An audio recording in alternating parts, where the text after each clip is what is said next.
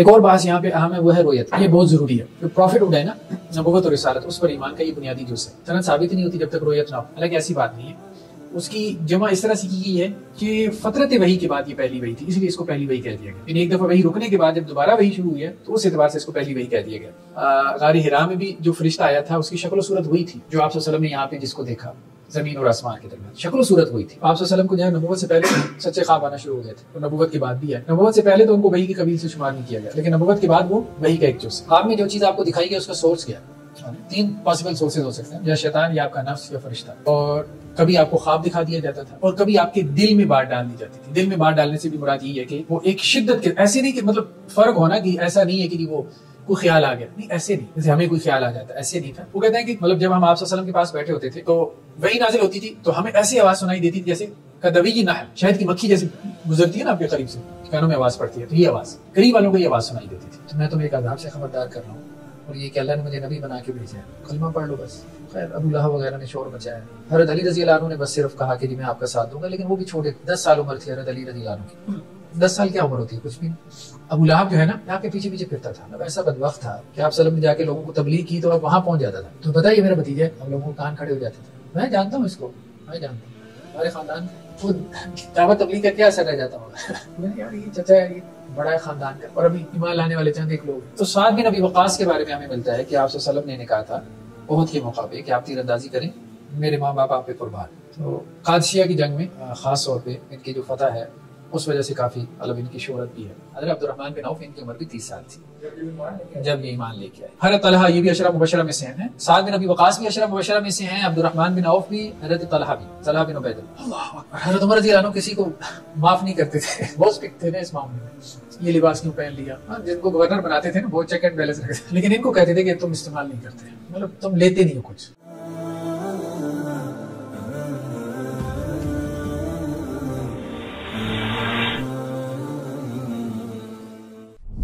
बिस्मिल्लाहिर्रहमानिर्रहीम। हम सीरत का मुताला कर रहे थे और सीरत में ख़ास तौर पे मक्की दौर का हमने आगाज़ किया था, ठीक है। तो मक्की दौर में हमने सबसे पहले नबुव्वत का, जैसी नबुव्वत की इब्तिदा हुई है, वही का आगाज़, और फिर उससे पहले अलामात नबुव्वत जिनका ज़ुहूर होना शुरू हो गया था उसका हमने तज़किरा किया। फिर वही की इब्तिदा के बाद जो है वो फ़तरत वही का एक जो ज़माना है उसका ज़िक्र गुज़रा था। एक और बात यहाँ पे अहम है, वो है रोयत की, यानी रोयत जिब्रील अलैहिस्सलातु वस्सलाम। ये बहुत ज़रूरी है। जो प्रॉफिटहुड है ना, नबूवत और रिसालत, उस पर ईमान का ये बुनियादी जुज़ है। सनद साबित ही नहीं होती जब तक रोयत ना हो, है देखना। तो जब हम ये क्लेम कर रहे हैं कि ये जो वही है, ये जो कुरान मजीद है, ये अल्लाह के रसूल सल्लल्लाहु अलैहि वसल्लम ने किससे लिया? जिब्रील से। और हज़रत जिब्रील ने किससे लिया? अल्लाह से। तो रोयत बहुत ज़रूरी है, तभी सनद मुत्तसिल होगी, ठीक है। तो इसलिए आमतौर पे सीरत की किताबों में रोयत की बहस जो है वो लेके आते हैं। मतलब एक रावी ने अगर दूसरे को देखा ही नहीं है तो वो कैसे उससे रिवायत कर सकता है? नहीं कर सकता ना। तो रोयत ज़रूरी है। कोई भी शुबा डाल सकता है ना, पता नहीं कौन था जो कान में डाल के चला जाता था, कोई भी शुबा डाल सकता है। तो आप सल्लम ने 2 मरतबा जो है हज़रत जिब्रील अलैहिस्सलाम को अपनी असल शक्ल में देखा, ठीक है। मतलब ये हमें सही रिवायात में मिलता है, सही बुखारी में ये मिलता है कि आप सल्लम ने हज़रत जिब्रील को 2 मरतबा अपनी असल शक्ल में देखा।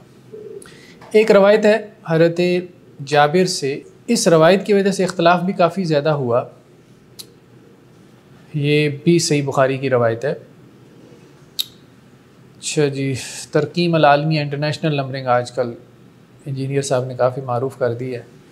वो लोग कहते हैं नंबर आप गलत बताते हैं। खैर वो नंबरिंग असल में काफ़ी ज़्यादा है ना, सिर्फ सही बुखारी की 8-10 नंबरिंग है। अब देखें ना, ये सही बुखारी है यहाँ हमारी मुहद्दिस वेबसाइट पे। इस पे ये जो नंबरिंग है ना, ये तकरीबन 10 नंबरिंग लगी हुई हैं जो दुनिया में चल रही हैं। फ़वाद अब्दुल बाकी की, दारुस्सलाम की, ठीक है, बरनामिज कुतुब तिस्सा की, फ़तहुल बारी की, तरकीम अल आलमिया, ये इंटरनेशनल, ये मुहद्दिस की अपनी नंबरिंग है, दारुल तौक़ीर नजा की, शारिका हरिफ की। तो मुख्तलिफ़ नंबरिंग दुनिया में चलती हैं, ठीक है। ज़्यादातर ना फ़वाद अब्दुल बाकी की चलती है।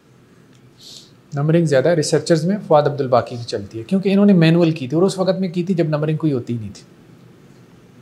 तो फवाद अब्दुल बाकी का बहुत काम है। तो अब ये नंबरिंग ना डिफरेंट है, ठीक है। अब भी आप जो है ना कोई भी नंबरिंग उठाएंगे ना तो नंबर यहाँ पे बदल जाएगा, नंबर बदल। तो उनकी नंबरिंग असल में वो अपने एतबार से चलती है, वो उसके पीछे कुछ प्रिंसिपल्स हैं। नंबरिंग क्यों बदलती है, वो ये नहीं कि कंटेंट कम ज़्यादा है, ज़ाहिर बात है वो बुखारी तो सेम ही है, कंटेंट कम ज़्यादा नहीं है, वो जो काउंटिंग का उसूल है ना वो उनका डिफरेंट हो जाता है फिर, ठीक है। किसी और वक्त में बात करेंगे, अभी बात लंबी हो जाएगी। जाबिर बिन अब्दुल्ला अंसारी रज़ी अल्लाह अन्हु से रवायत है, वो फ़तरत वही के ज़माने की गुफ्तगू कर रहे हैं, ठीक है। वह युहद्दिसु अन फ़तरतिल वही, यानी जब वही रुक गई थी। तो उसमें क्या है कि आप सल्लम फरमाया, अना अमशी इस समय तो सौतम मिनस समा, मैं जब के मतलब जा रहा था अपने रास्ते पे तो मैंने अचानक आवाज़ सुनी आसमान से। फ़रफ़ा तो बसरी, तो मैंने अपनी निगाह उठाई। फ़इदल मलक अल्लदी जाअनी बिहिरा जालिसुन अला कुर्सिय्यिन बैन अस्समाइ वल अर्ज़, तो वो फ़रिश्ता जो मेरे पास वहाँ पर आया था गारे हिरा में, ठीक है, वो ज़मीन और आसमान के दरमियान एक कुर्सी पर बैठा हुआ था। फ़रुइब्तु मिन, तो मुझ पे इसका रौब तारी हो गया। फ़रजा, यहाँ तक कि मेरे जो है वो मतलब जैसे कहते हैं कंधे जो है ना वो कांपना शुरू हो गए, ठीक है। कब कपी तारी होगी, यूँ कहने हैं। फ़कुल तो ज़म्मिलूनी ज़म्मिलूनी, फिर आप सल्लम घर आए तो आपने कहा मुझे कम्बल उड़ा दो, कम्बल उड़ा दो। तो इस पे अल्लाह सुब्हानहु व तआला ने जो है वो या अय्युहल मुद्दस्सिर कुम फ़अंज़िर, ये आयत नाजिल की, ठीक है। फ़हमियल वही, इसके बाद वही जो है वो आप कह लें कि जी उसमें तेज़ी आ गई। व तताबा, और वो तवातुर से शुरू हो गई। यानी पहली वही के बाद हमने कहा था कि कुछ अरसे के लिए वही रुक गई थी, उसमें मुख्तलिफ अक़वाल है। बाद ने 3 साल भी कह दिया, 3 साल तो खैर बहुत मुबालगा है, बाद ने 6 माह का, वो भी मुबालगा लगता है। हज़रत अब्दुल्लाह इब्न अब्बास रज़ी अल्लाह अन्हु का कौल है कि 40 थे, ये कोई लगता है एक मतलब इतना ही होगा, इससे ज़्यादा नहीं। उसके बाद फिर दोबारा जब वही शुरू हुई है तो फिर क्या है, फ़हामियल वही व तताबा, फिर लगातार शुरू हुई है, फिर उसमें तेज़ी आ गई है, फिर वो रुकी नहीं। तो इसलिए बाद रवायतों में आप देखते हैं ना कि ये जो है ना ये पहली वही है जो नाजिल हुई। बाद रवायतों में ये आता है, बाद रवायतों में ये आता है कि या अय्युहल मुद्दस्सिर कुम फ़अंज़िर, ये पहली वही है जो नाजिल हुई है। हालांकि ऐसी बात नहीं है, उसकी जमा इस तरह से की गई है कि फ़तरत वही के बाद ये पहली वही थी, इसलिए इसको पहली वही कह दिया गया।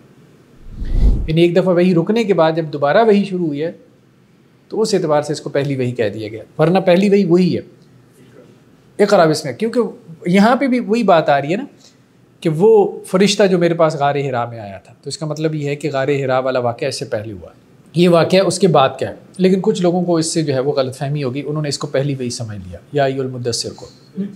जी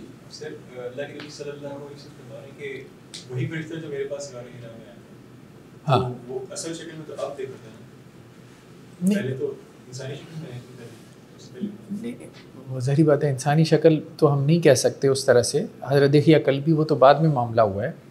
असल बात यह है कि जो उनका साइज़ था ना, साइज़ उसकी बात हो रही है, आपने साइज़ और हुजम के एतबार से, ठीक है।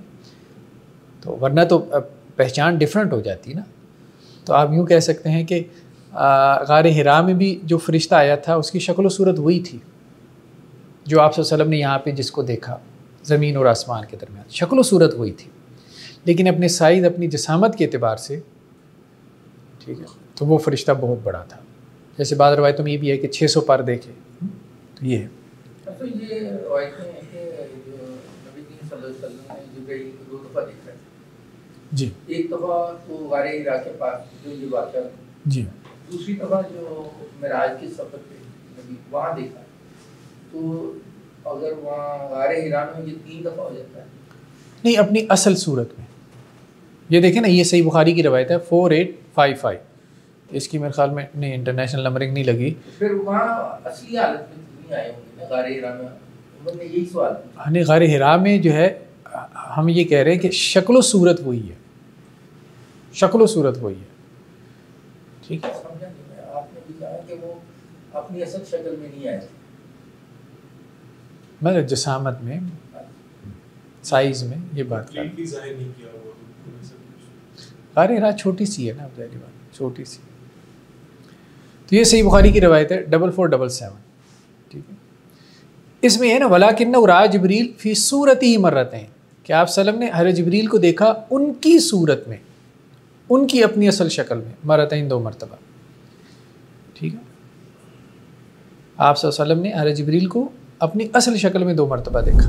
तो दूसरा जो है वो सिदरतुल मुंतहा का कहा जाता है कि सिदरतुल मुंतहा के पास देखा उनको। नेक्स्ट जो बहस है वो है वही की अक़साम के बारे में। अहले इल्म ने वही को 2 हिस्सों में मुनक़सिम की है, वही मतलूब और गैर मतलूब। गैर मतलूब वो है कि जिसकी तिलावत नहीं की जाती, और मतलूब वो है कि जिसकी तिलावत की जाती है। तो गैर मतलूब वही में ख्वाबों का तज़किरा है, इसका जिक्र पहले गुजर चुका। नबी का जो ख्वाब होता है वो वही की कबील से होता है। हज़रत इब्राहीम अलैहिस्सलाम के बारे में हमें कुरान में मिलता है, उन्होंने अपने बच्चे को देखा ख्वाब में कि ज़िबा कर रहे हैं, अब ज़िबा करने पे तैयार भी हो गए, ठीक है। आप सल्लल्लाहु अलैहि वसल्लम ने ख्वाब देखा है, जैसे कुरान में है ना, सूरा फत में है कि आपने देखा कि उम्रा अदा कर रहे हैं, तो आप सल्लम निकले ना उम्रे के लिए। तो नबी का जो ख्वाब है वो वही की कबील से है, आम शख्स का ख्वाब नहीं। तो आप सल्लम को जो है नबूवत से पहले सच्चे ख्वाब आना शुरू हो गए थे, और नबूवत के बाद भी आए। नबूवत से पहले तो उनको वही की कबील से शुमार नहीं किया गया, लेकिन नबूवत के बाद वो वही का एक जुज़ है।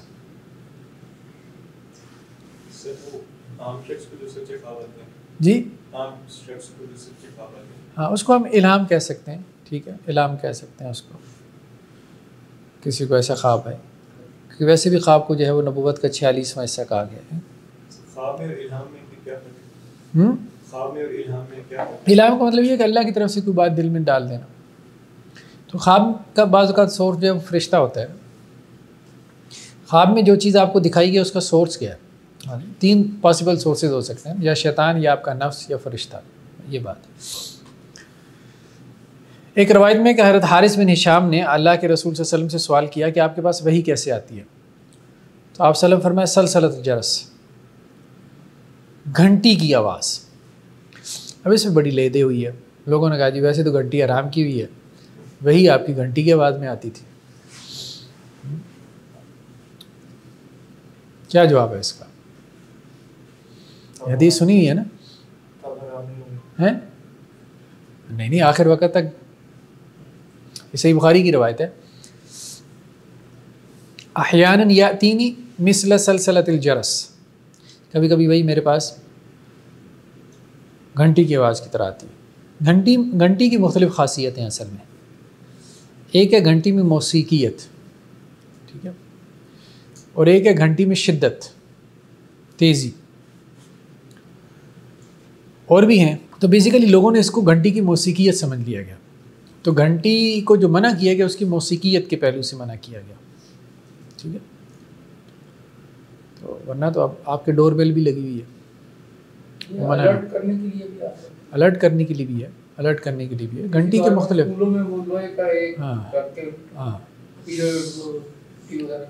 तंबी के लिए भी आती है, मुनब्बे कहते हैं जिसको, है।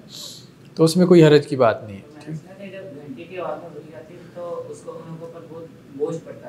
हाँ, ऐसे ही ऐसे ही।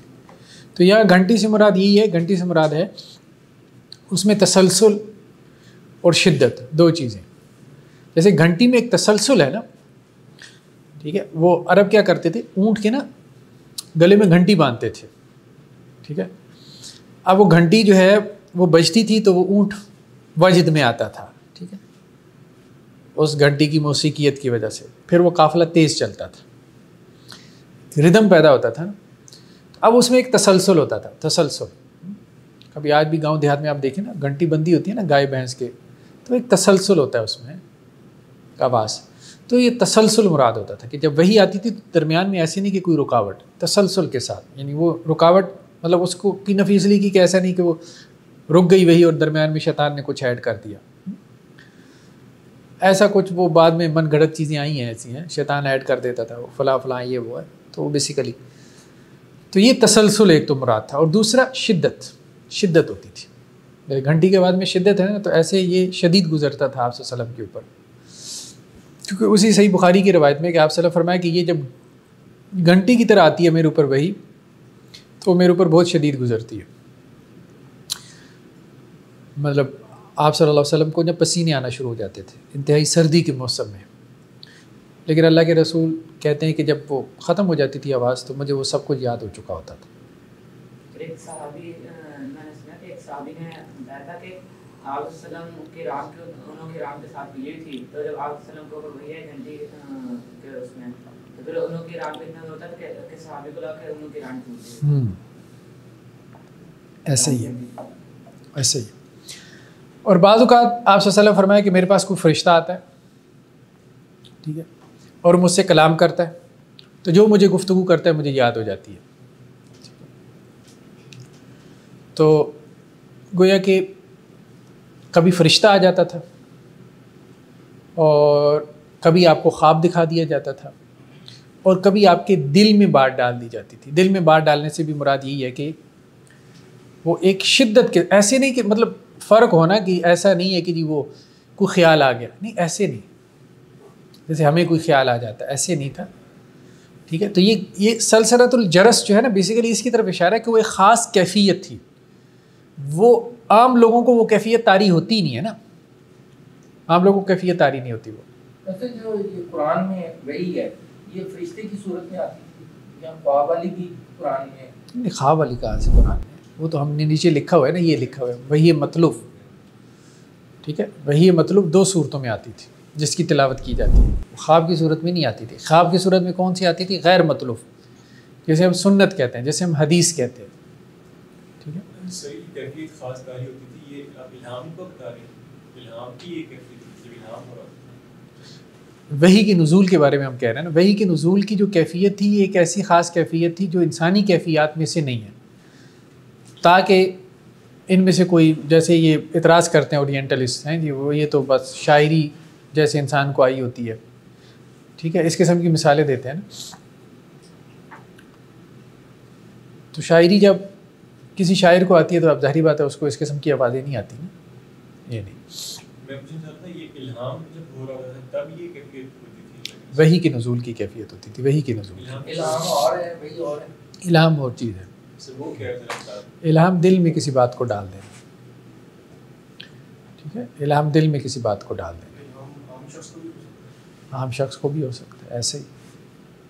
यहाँ पे 5 इक़साम नज़र आ रही हैं, यहाँ पे 5 इक़साम लिखते हैं। गैर मतलूब जो है, गैर मतलूब जिसे हम हदीस कहते हैं, ठीक है, जिसकी तिलावत हम नहीं करते, वो कभी ख्वाब की सूरत में होती है, जैसे हमने कहा कि उम्रा, आप सल्लम को ख्वाब में दिखाया गया कि आप उम्रा कर रहे हैं तो आप उम्रे के लिए निकले, ठीक है।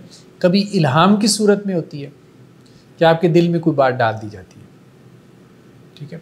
और कभी फ़रिश्ता आता है, जैसे हदीस जिब्रील। अब हदीस जिब्रील क्या है कि फ़रिश्ता आया ना इंसानी सूरत में, और उसने आके आप सल्लम से क्वेश्चन आंसर्स किए, ठीक है, एक सेशन था, आप मुझे बताएं इस्लाम क्या है, ईमान क्या है, एहसान क्या है, क़यामत कब आएगी, क़यामत की निशानियाँ क्या हैं, ठीक है। तो फ़रिश्ता कुरान के अलावा भी कुछ लेकर आता था, कुरान के अलावा भी कुछ लेकर आता था, और इसकी तो बहुत सी मिसालें हैं इल्हाम की। तो और जो मतलूब है कुरान है, वो या तो फ़रिश्ता लेके आता था हज़रत जिब्रील, जैसा कि हदीसों में आ गया, या फिर सलसलतुल जरस की कैफियत होती थी। लेकिन ये सलसलतुल जरस की कैफियत अल्लाह के रसूल सल्लल्लाहु अलैहि वसल्लम के लिए होती थी, आम जो लोग थे उनके लिए ये कैफियत शहद की मक्खी की जो आवाज़ होती है ना, उस तरह की थी। ये सूरह तिरमिज़ी की रवायत है हज़रत उमर बिन ख़त्ताब रज़ियल्लाहु अन्हु से, वो कहते हैं कि मतलब जब हम आप सल्लल्लाहु अलैहि वसल्लम के पास बैठे होते थे तो वही नाजिल होती थी, तो हमें ऐसी आवाज़ सुनाई देती थी जैसे कदवी नहल,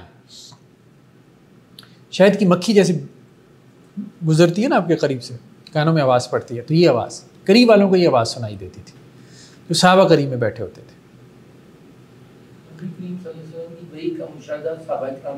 सहाबा किराम भी सुनते थे, यानी आवाज़ उनको भी आती थी, ठीक है, शहद की मक्खी की तरह की आवाज़ आती थी, यानी वो आवाज़ आप सल्लल्लाहु अलैहि वसल्लम के लिए भी थी और साथ करीब में बैठे वाले लोगों के लिए भी थी।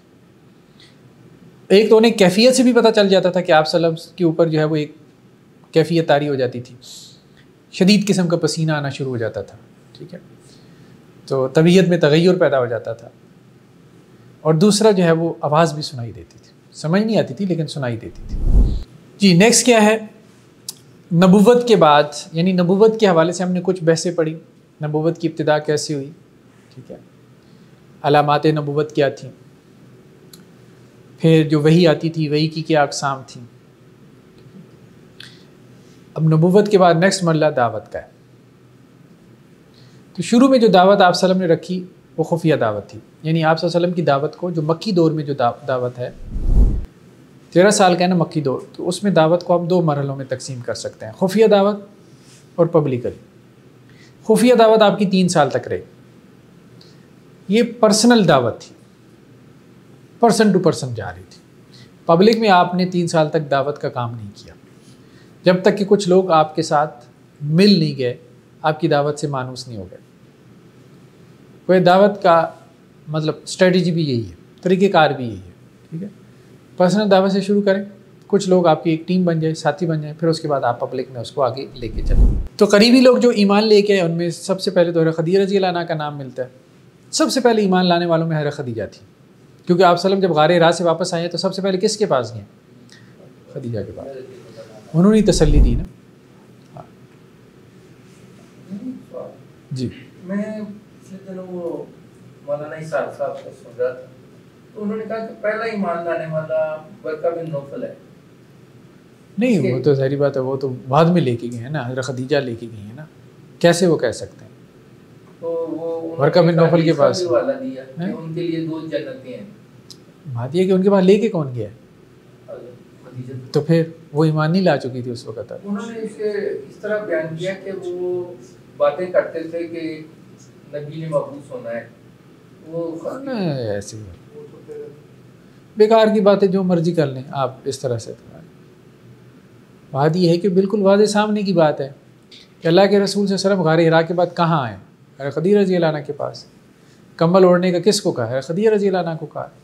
और किसने आप सल्लम को तसल्ली दी? हज़रत खदीजा रज़ी अल्लाह अन्हा। बरका बिन नौफल के पास कौन लेके आई? हज़रत खदीजा रज़ी अल्लाह अन्हा। वो भी उनके चचाजाद भाई थे, उन्हीं के चचाजाद भाई थे। तो बस बाद लोगों को ना वो एक शौक़ होता है, बस कोई नया कौल करने का है, नया कौल करने का शौक़। चले बात, तो खदीजा रज़ी अल्लाह अन्हा सबसे पहले ईमान लेके आई, फिर उसके बाद हज़रत अबू बकर, उसके बाद फिर आप सल्लम के मुँह बोले बेटे का तज़किरा भी मिलता है, हज़रत अली का भी। इसमें क्या तरतीब है वल्लाहु आलम, अल्लाह बेहतर जानता है कौन पहले ईमान लेके आया। लेकिन 2 लोगों के बारे में तो काफ़ी ज़्यादा रिवायात मिलते हैं, खदीजा के बारे में, फिर इनके बाद हज़रत अबू बकर रज़ी अल्लाह अन्हु के बारे में। बल्कि सुनन तिरमिज़ी की एक रवायत में है कि खुद हज़रत अबू बकर रज़ी अल्लाह अन्हु ये कहते हैं कि मैं सबसे पहले ईमान लाने वालों में से था। हज़रत ज़ैद तो चूँकि आपके साथ ही थे, अडॉप्टेड चाइल्ड थे आपके, और हज़रत अली भी आपके तकरीबन ज़ेर कफ़ालत थे, आप कह लें, आपके कज़न भी थे। आपकी बेटियां भी ईमान ले आई थी शुरू में, लेकिन उम्र उनकी छोटी थी, अभी ज़्यादा उम्र नहीं थी। मतलब आप यूँ कह लें कि जी 12-13 साल, बस ये एज होगी। ग़ुलामों में से हज़रत बिलाल ईमान लेके आए, मतलब जो शुरू में ईमान लेके आए। फिर इसी तरह से आप यूँ कह लें कि जी पिसी हुए तबक़ात में से हज़रत ख़ब्बाब बिन अल-अरत थे, हज़रत सुहैब रूमी थे, ये वो लोग थे जो आउटसाइडर थे। हाँ, हज़रत अम्मार बिन यासिर थे, हज़रत अम्मार बिन यासिर थे, उनका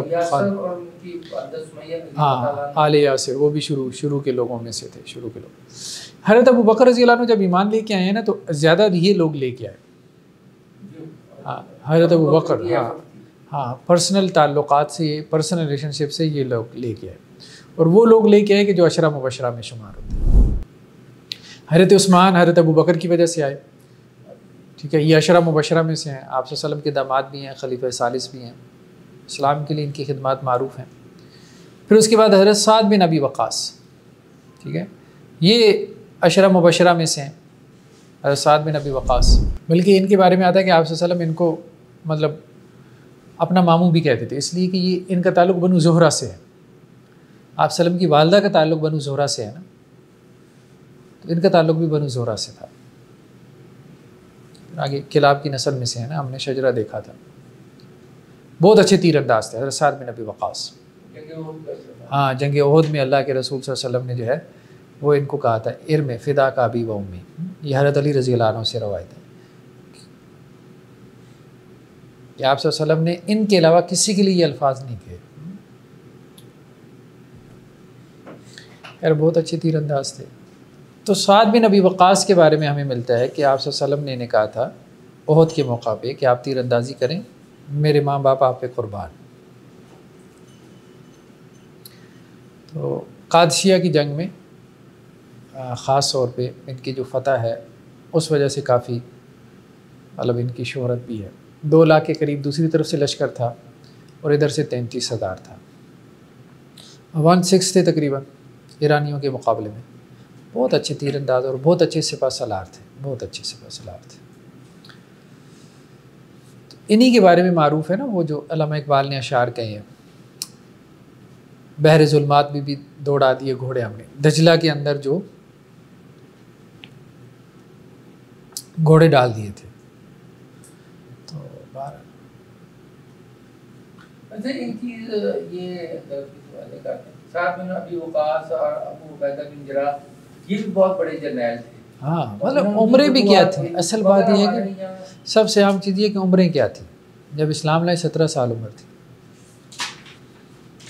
हमारे यहाँ 17 साल का बच्चा जो है वो सड़क पास नहीं करता, मगर हमारे अब्बा की जो है वो उंगली थामे बगाए। ठीक है, अक्सर जो आप देखेंगे आप सल्लल्लाहु अलैहि वसल्लम के साथी थे शुरू में ईमान लाने वाले नौजवान थे, यूथ थी।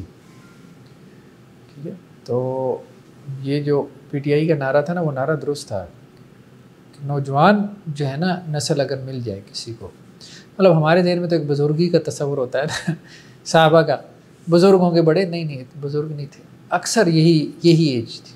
इनकी उम्र कुछ 16-17 साल थी जब ये ईमान लेके आए साद बिन अबी वक़ास। ज़्यादा वो सहाबा के मुकाम और मर्तबे की वजह से हमारे ज़हन में ज़रा एक वो था कि शायद बहुत बड़ी उम्रों के थे, ऐसा नहीं था। ऐसा मेरा सवाल ये था कि ये दोनों जो अशरा मुबशरा में आए हैं, मगर वो जो हमारे शोहरत के लिहाज से खालिद बिन वलीद वो जर्नैल ज़्यादा बेहतर गिने जाते हैं, मगर ये अगर इनकी तारीफ पढ़े तो ये भी बड़े जर्नैल हैं, ये भी बड़े जर्नैल हैं। लेकिन हज़रत खालिद बिन वलीद बहरहाल वो भी बहुत बड़े जर्नैल हैं, लेकिन वो साबिक़ून अव्वलून में से नहीं है। असल बात है हज़रत अब्दुर्रहमान बिन औफ ये भी बनु ज़ोहरा में से हैं, यानी आप सल्लम की वालदा के ख़ानदान में से हैं, ननिहाल में से। बहुत अमीर थे।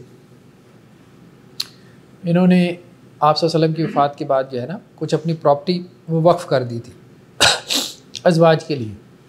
अज़वाज का बहुत ध्यान करते थे। हज़रत साद बिन रबी के साथ इनकी मुआख़ात कायम हुई। जब ये मदीना में गए तो वहाँ के जो अंसारी साहबी थे हज़रत साद बिन रबी, तो उन्होंने एक तो ये कहा कि ये मेरा माल है, इसमें से आधा तुम्हारा, और 2 बीवियाँ थी, कहा कि एक को मैं तलाक देता हूँ और तुम उससे निकाह कर लो। ये लोग बहुत अच्छे ताजिर थे, मतलब मक्का के लोग जो है ना बहुत अच्छे मुहाजिरीन जिनकी हम बात कर रहे हैं। जद्दी पुश्ती तिजारत इनका पेशा था। तो इन्होंने कहा मुझे कुछ नहीं चाहिए मुझे सिर्फ बाज़ार का रास्ता दिखा दो बस। और बाज़ार का रास्ता उन्होंने बताया बस। और जब ये फ़ौत हुई है तो इनके तरके में 1000 ऊँट था, 3000 बकरियां थीं, 100 घोड़ा था और लाखों को दिनार थे, लाखों दिनार थे। दिनार जो है ना बड़ी वैल्यू थी दिनार की। 20 दिनार तकरीबन 7.5 तोले सोने के बराबर था। 20 दिनार 7.5 तोले सोने के बराबर। लाखों दिनार का मतलब है मनों में सोना। उमरा साहबा में से थे। हमारे यहाँ बस ये भी एक तासुर आम हो गया कि जैसे साहबा सारे मफलूकुल हाल और फ़कीर किस्म के थे। सारे ऐसे नहीं थे, बहुत उमरा में। ज़ीरो से बहुत अच्छे ये लोग ताजिर थे। मुहाजिरीन बहुत अच्छे ताजिर थे। और आप सल्लम ने भी यही काम किया कि जब आप हिजरत करके मदीना में आए तो अल्लाह के रसूल सल्लम ने देखा कि यहाँ की मार्केट के ऊपर 2 बड़ी मार्केट थी, एक असलहा की और एक गोल्ड की। दोनों के ऊपर यहूदी छाया हुआ था। असलहा की फैक्ट्रियाँ भी उन्हीं की थी। अंसार खेती बाड़ी करने वाले लोग थे। गोल्ड की मार्केट भी यहूदियों के पास थी। आप सल्लम ने दोनों को कैप्चर किया।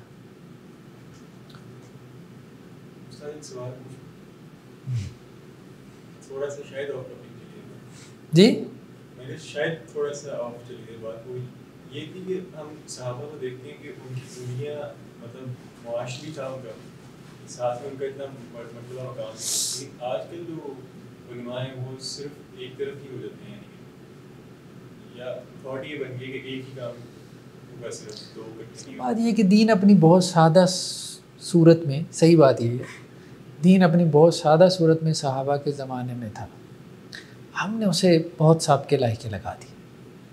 अब मैंने 70 तफसीरें भी पढ़नी है 40 हदीस की किताबें भी पढ़नी है, बहुत सिंपल था। तो मसला ये है कि वहाँ आप देखें ना, दुनियादारों में जैसे एक दौड़ लगी है ना, ये करना है वो करना है, दीनदारों में भी दौड़ लग गई ना, दीनदारों में भी दौड़ लग गई। इनमें दौड़ क्या लग गई, मिसाल के तौर पे मैंने ऐसा मुहद्दिस बनना है, मैंने ऐसा मुफस्सिर बनना है, यही दौड़ है ना, और क्या है। मैंने 50 किताबें लिखनी है, अगर रिसर्च स्कॉलर है तो मैंने 70 किताबें लिख के मरना है ना, आपको पागल किया हुआ है। सहाबा कराम में ये क्रेज़ नहीं था, दीन का काम करना है, बस करना है अपनी सिंपल फॉर्म में, जितना हो सकता है बस करना है, ठीक है। तो हमारे यहाँ अब ये बहुत ज़्यादा हो गया, मतलब एक मदरसा है तो अब पूरे पाकिस्तान में मैंने मदरसों की चेन बनानी है, ठीक है। 4 मुरीद हो गए हैं, अब मैंने ना 4 जमातें खड़ी करनी है। यही हो रहा है ना हमारे यहाँ। क्या है, सियासी जमात बनाने में सारी ज़िंदगी बस पॉलिटिक्स में आना है, अब एक सीट है तो अब मतलब ये करना, सारे मतलब सारा एक गोल एम, सारे ये वो इतने हाई वो कर लिए, दिमाग के ऊपर सवार कर लिया ये सारा कुछ, तो फिर आपको कहाँ वक्त मिलेगा, मुझे बताएं, कहाँ वक्त मिलेगा इसका। ठीक, सहाबा कराम जो है ना, उनमें आजी हम्बलनेस थी, वो उन्होंने अपने दिमाग में ये सवार नहीं किया हुआ था कि भाई सारी ज़िंदगी सारा दीन का काम मैं नहीं करना है जैसे हमारे यहाँ होता है ना, जैसे पूरी दुनिया में इनकलाब मैं नहीं लेके आना है, मतलब हर बंदा ये समझ रहा होता है ना, तो इसलिए वो जो है ना, वो अपना मैक्सिमम कंट्रीब्यूट करने की कोशिश कर रहा था। मुतदिल की ज़िंदगी गुजारें बस, ठीक है, जितना हो सकता है करें बस, काफ़ी है। कंट्रीब्यूशन है भाई, एक कतरा सब ने डाल के जाना है बस, ठीक है। अब वो कहता है नहीं, मेरी तो बाल्टी होनी चाहिए, नज़र आए पीछे वालों को कि इसने तो बाल्टी भर के डाली है। चलें ठीक है। इनकी उम्र भी 30 साल थी, हज़रत अब्दुर्रहमान बिन औफ, इनकी उम्र भी 30 साल थी जब ये ईमान लेके आए। हज़रत तलहा, ये भी अशरा मुबशरा में से हैं, साद बिन अबी वक़ास भी अशरा मुबशरा में से हैं, अब्दुर्रहमान बिन औफ भी, हज़रत तलहा भी, तलहा बिन उबैदुल्लाह, ठीक है। ये कपड़े के ताजिर थे बहुत अच्छे, तो हज़रत तलहा भी अशरा मुबशरा में से हैं, ये कपड़े के ताजिर थे, बहुत अच्छे ताजिर थे। शाम की तरफ काफ़िले जाते थे कुरैश के, तो इनका भी गया, वहाँ एक राहिब से मुलाकात हुई इनकी, ईसाई राहिब था, उसने इनसे सवाल किया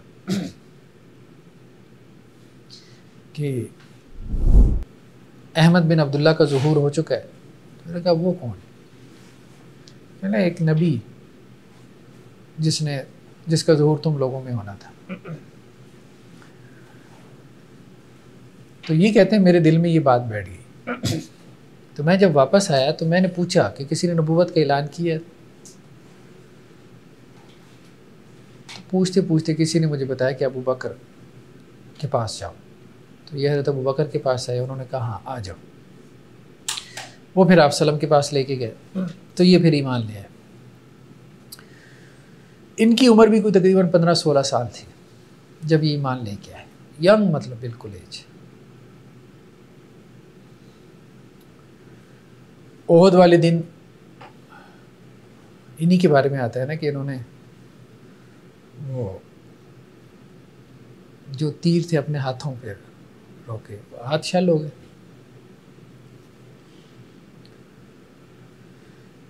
इन्होंने भी खैर काफ़ी तरका वगैरह छोड़ा।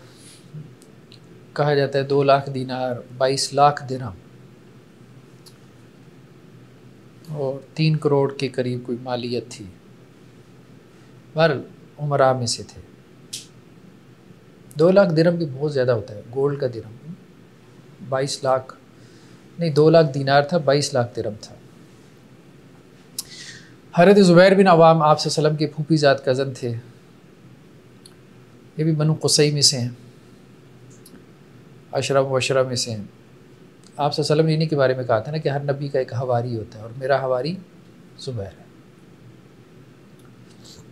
इनकी भी खैर बहुत कुर्बानी है दीन के लिए, बहुत ज़्यादा। अबू उबैदा बिन जर्राह, ये भी अशरम वशरम में से हैं। इनकी कोई एज 27 साल थी जब इन्होंने इस्लाम कबूल किया।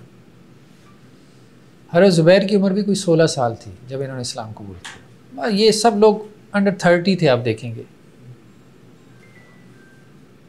ज़्यादा एज नहीं थी। तो अबू उबैदा बिन जर्राह का वो वाक़या, ये ज़्यादा लोग सारे कुर्बानियाँ देने वाले। अशरम वशरम में आप देखेंगे ओहद के दिन बड़ी कुर्बानियाँ हैं लोगों की, बड़ी कुर्बानी। तो आप सल्लल्लाहु अलैहि वसल्लम की जब वो जो कड़ियाँ थी ना, वो खुद की कड़ियाँ जब फंस गई थी, तो इन्होंने अपने दांतों से निकालने की कोशिश की ना, तो इनके दांत टूट गए सामने वाले। तो आप सल्लम ने इनको अमीन व हाजिल उम्मा, ये इस उम्मत के अमीन हैं। बहरहाल बड़ी इनके भी बहुत फ़ज़ाइल हैं, पूरी एक हिस्ट्री है। मेरा ज़हन है कि अशरम वशरा के ऊपर ना अलहदा से हम जुमे में कोई सीरीज़ शुरू करें।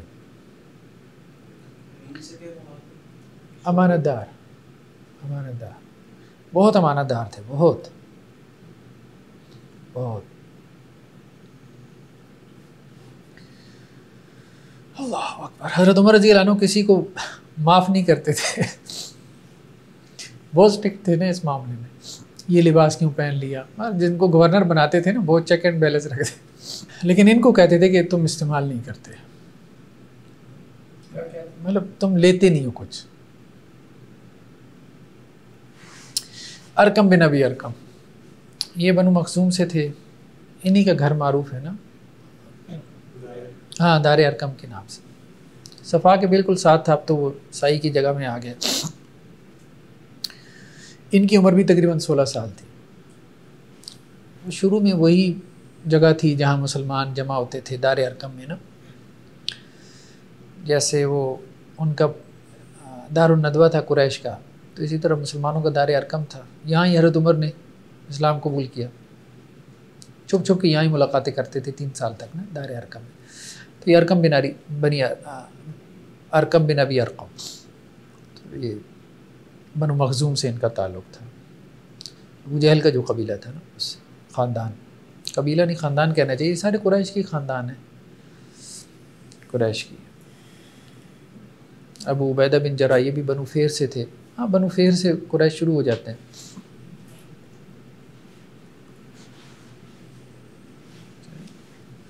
कितना टाइम है? एलानिया जो आप सल्लम ने दावत दी है, यानी 3 साल के बाद, आफ्टर 3 ईयर्स, तो उसमें सबसे पहले तो कहा गया कि आप अपने ख़ानदान को डराएं ना, वांज़िर अशीरतकल अक़रबीन। जब ये आयत नाजिल हुई तो आप सल्लम ने दावत तैयार की। हज़रत अली रज़ी अल्लाह अन्हु कहते हैं कि मुझे भेजा आप सल्लम ने, तो मैंने कुछ 40 लोगों को बुलवाया। और खदीजा रज़ी अल्लाह अन्हा ने दावत तैयार की थी, दूध था, बकरी का गोश्त वगैरह था, अच्छी दावत तैयार की। उसमें मतलब सारे लोग ही तकरीबन आपके चचाओं में ना, अबू लहब, अबू तालिब, हमज़ा, अब्बास रज़ी अल्लाह अन्हुमा, ये तो बाद में ईमान भी ले आए, हज़रत अली भी थे। तो दावत के बाद जब आप सल्लम ने बात करनी चाहिए तो अबू लहब जो है ना, वो खड़ा हो गया और कहने लगा कि बस ठीक है, खा पी लिया, चलते हैं। मतलब वो समझ गया ना कि अंदर खाते तो बातें सुनने को मिलती रहती हैं। 3 साल से दावत चल रही थी, तो ऐसा नहीं था कि ख़ानदान बिल्कुल बेखबर था, लेकिन उन्हें भी था चलो आपस में लगे हैं तो आपस में लगे, कौन सा पब्लिक में हो रहा है। तो उसने वो बात जो है ना वो टाल दी। फिर दूसरे दिन फिर आप सल्लल्लाहु अलैहि वसल्लम को कहा कि आज फिर दावत करते हैं। फिर दूसरे दिन दावत की, फिर वो अबू लहब ने टाल दी। फिर तीसरे दिन वो फिर अबू लहब खड़ा हुआ दावत के बाद, तो फिर आप सल्लल्लाहु अलैहि वसल्लम डट गए। फिर अल्लाह के रसूल ने खड़े होकर कहा कि बैठ जाओ, मेरी बात सुनो। 2 दिन तो मुरब्बत, क्योंकि आप सल्लम के मिजाज में लिहाज बहुत था, मुरब्बत बहुत थी। फिर उसके बाद अल्लाह के रसूल ने कहा कि देखो बात यह कि कोई भी अपने ख़ानदान से झूठ नहीं बोलता। मतलब एक इंसान पूरी दुनिया को धोखा दे सकता है, लेकिन ख़ानदान को नहीं देता। तो मैं तुम्हें एक अज़ाब से ख़बरदार कर रहा हूँ, और ये कि अल्लाह ने मुझे नबी बना के भेजा है, तो कलमा पढ़ लो बस। खैर अबू लहब वगैरह ने शोर मचाया है।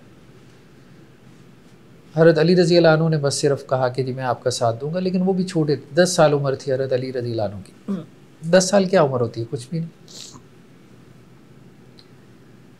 हज़रत अबू तालिब ने अलबत्ता ये बात कही कि आप करें, अपना काम करें।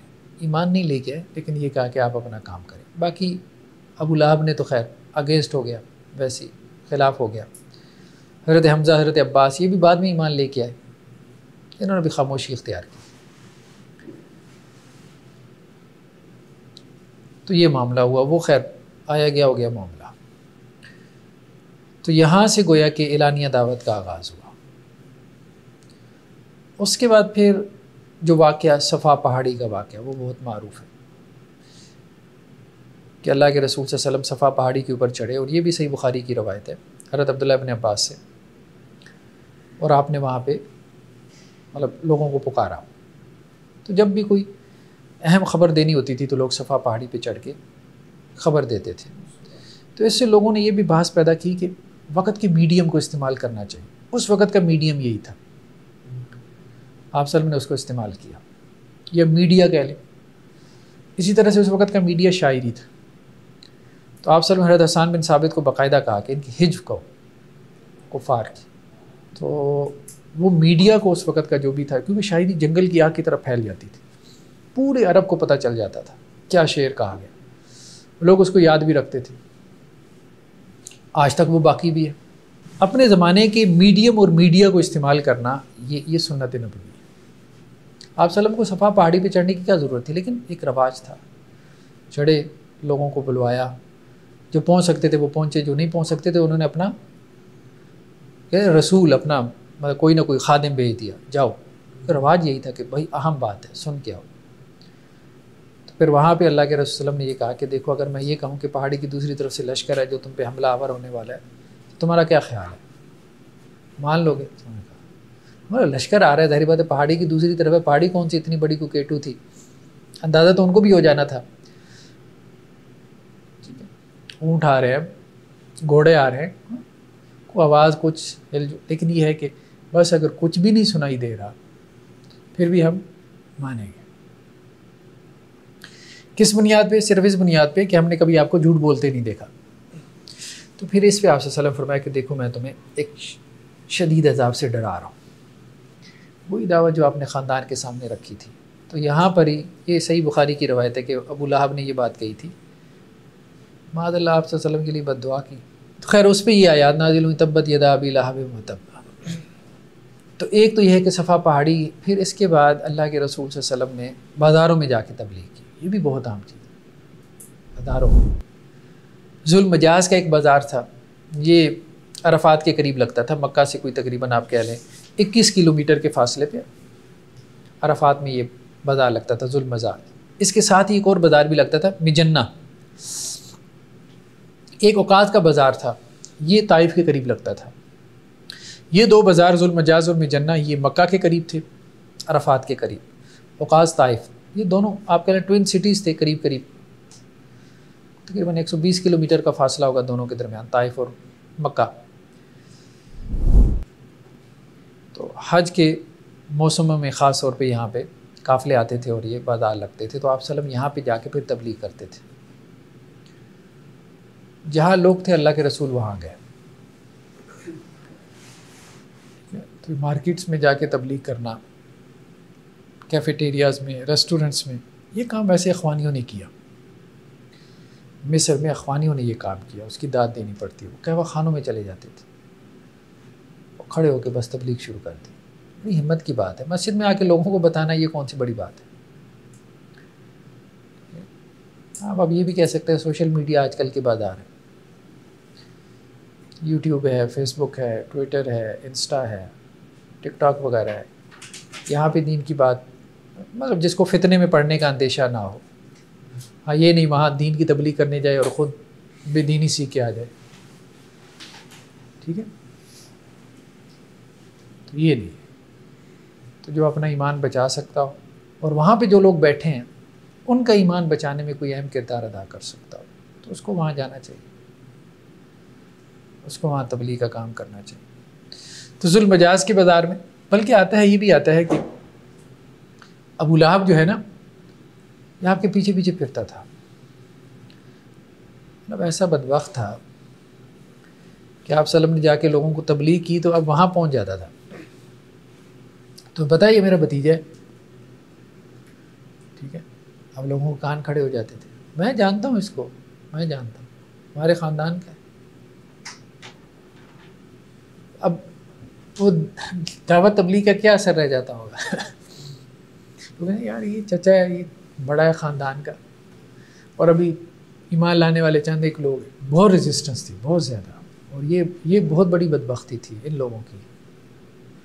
चलो इनकी रेजिस्टेंस ना होती, खैर वो तो फिर अल्लाह की तरफ से, अल्लाह ने दर्जात जब बुलंद करने होते हैं तो अल्लाह ताला रेजिस्टेंस वाली भी पैदा कर देता है, ठीक है, फ़िरौन भी पैदा कर देता है, अबू जहल भी पैदा कर देता है अल्लाह ताला, क्योंकि आजमाइश के ज़रिए से अल्लाह ताला चाहता है अपने बंदों के दर्जात को बुलंद करे।